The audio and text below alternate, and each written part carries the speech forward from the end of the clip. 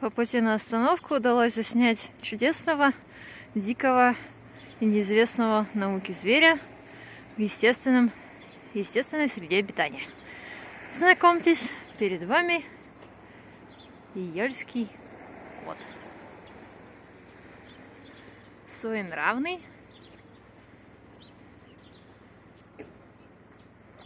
который гуляет сам по себе, как и положено коту. Да.